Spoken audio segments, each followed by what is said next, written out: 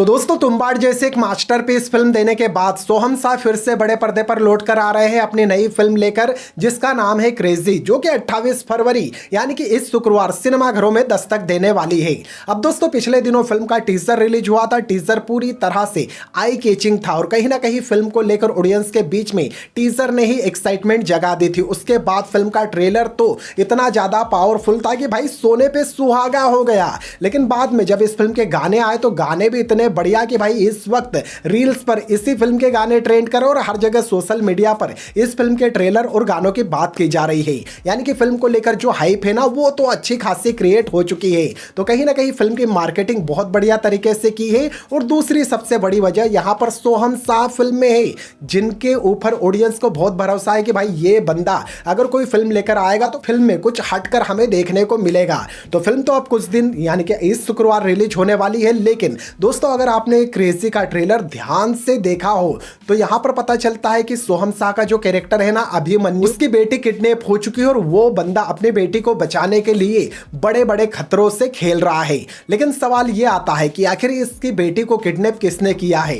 तो ये तो पहले मुझे आइडिया नहीं था, लेकिन आज यहां पर क्रेजी फिल्म के जो मेकर्स थे उन्होंने ऑडियंस से ही पूछा है कि भाई ट्रेलर देखकर आपको क्या लगता है किडनैपर कौन होगा। पहला ऑप्शन अभिमन्यु की एक्स गर्लफ्रेंड, दूसरा ऑप्शन जान यानी कि अभिमन्यु की वाइफ, और तीसरा ऑप्शन हो सकता है ये प्रैंक हो, और चौथा ऑप्शन कोई ऐसा इंसान जिसके बारे में ट्रेलर में बात नहीं की गई। आपको क्या लगता है वो तो आप मुझे बाद में कमेंट करके बताना, लेकिन मैं अपनी तरफ से कुछ थ्योरी बताता हूं कि यहां पर अभिमन्यु की बेटी का किडनैपर कौन हो सकता है। दोस्तों मैं पीछे से शुरू करता हूं। पहली बात, समवन एल्स यानी कि कोई ऐसा इंसान जिसे ट्रेलर में नहीं दिखाया। तो पॉसिबिलिटी है कि यहां पर क्रेजी फिल्म के मेकर्स वो कैरेक्टर को छुपा के रख रहे हैं जिसने इसकी बेटी को किडनैप किया है। तो हो सकता है कि जब एंड में रिवील होगा कि भाई किडनैपर कौन है तो उसकी कोई खतरनाक फ्लैशबैक स्टोरी भी हमें देखने को मिले।